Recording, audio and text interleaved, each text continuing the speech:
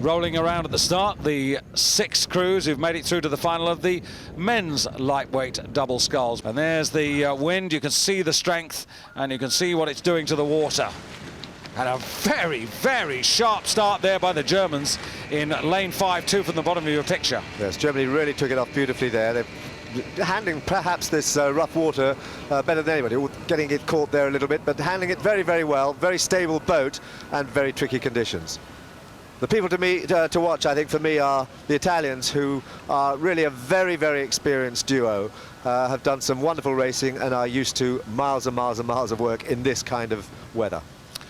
Well, 11 Olympic qualifying places are up for grabs in this particular boat class. Obviously, all the 6 who are in this final have got a place for Sydney, but so have Japan, who won the B final ahead of the Netherlands. Great Britain were 9th, Greece were 10th, and Russia were in 11th place. But now we'll focus on the medal fight. Well, unfortunately, the Poles, who are the reigning world champions in this event, failed earlier on in the regatta. They found themselves weighing in rather heavy, and when they tried to get down to weight, they lost quite a little bit of strength and faded very badly in the earlier heats. So they're not here. In fact, they didn't even make the semis, and now we've got a final here, which is being led by Germany, who took off very, very well. Italy here with great experience, rowing really, really very well together. They have also this long, hard leg drive, and then the bodies finishing there at the end of the stroke, and that's where they sit back and get their speed into a headwind, where they drive through into the headwind and get the boat running for them between the strokes. And they've now taken the lead from Germany as they come up to the first 500-metre mark. Yes, Michelangelo Crispi, he's already won this World Championship. More of that when we see them again, as we see the Australians in foreground. Bruce Hick, 36 years of age now, from Canberra, and also proud owner of an Australian Order of Merit as they go through the first quarter. And it's the Italians who've just got the bow of their boat just ahead. And in the background, or on the right, as you see there, Crispi in that Italian boat. We'll go back to 1994 in Indianapolis when he was partnered by Esposito, and they won this title then. Well, Germany just being headed there, trying to get back on terms again. Both the leading crews working hard into this headwind, rating pretty high.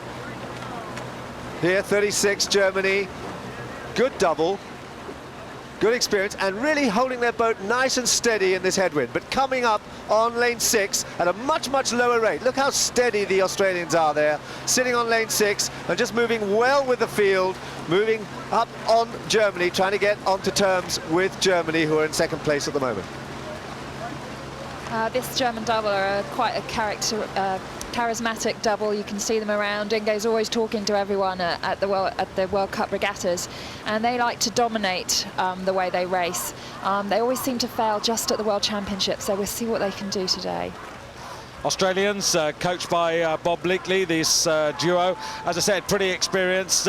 Man up front there, Hamish Karish, who's in the stroke seat, 23 years of age, from Queensland. And just the Germans now beginning to ask some questions of the Italians. The Germans, who are coached by Bernd Lindner, just about coming back on terms now with the Italians. Absolutely. It's quite tough out in the middle there. I think there's a little bit of protection on lane 6 and 5, and it's certainly helping Australia, who are rating 33 and just cruising through this 1,000-metre point. Italy out in the middle, having to fight very, very hard into the teeth of this strong headwind. So interesting statistics there. I'd agree that Germany are in front there at that particular point. Not quite so sure that the Australians are that close. Well, they certainly are now. The Australians have now got in front of the Germans. That's the bow of 5, the German boat, and this is really fascinating stuff. Yeah, look at Italy. They're coming back into it again. They're not letting go. They've pushed back again ahead of Germany, but it's Australia who are sitting out in front there in lane 6, still at 34 strokes a minute compared to Italy at 36.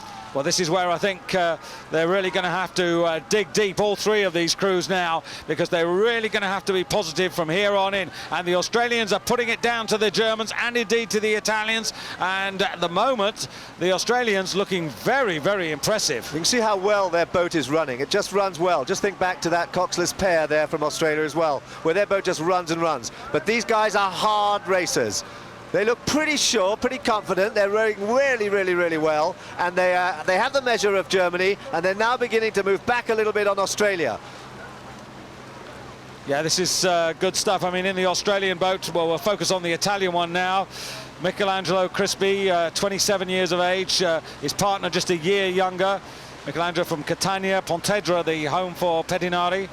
And they really are a formidable duo, but all credit to the Australians. Hamish there in that stroke seat. He was fourth a year ago in the lightweight single sculls, whereas Bruce was in this boat, which finished a rather disappointing 12th a year ago. Well, look at Italy now. Italy have just moved right up onto the bow of the Australian double, and in fact, yeah, neck and neck here. Let's see what happens now in this last 500 meters.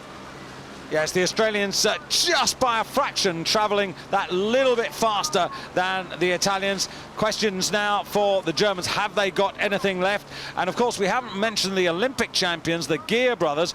Traditionally, once upon a time, Dan, they would come with a late flourish, but talk about late flourish, this is now a huge burst by the Italians. Great burst. They've gone up to 40 strokes a minute, and they've now taken the lead. They've got about a canvas, and they are shifting. They really are motoring. Now, have they gone too early? They've got a 40 at 500 meters to go, but they've got half a length out of Australia now. Can Australia respond? They've got 3/4 of a length. My goodness, look at them look at them move. They've got 3/4 of a length, nearly a length now. They are shifting.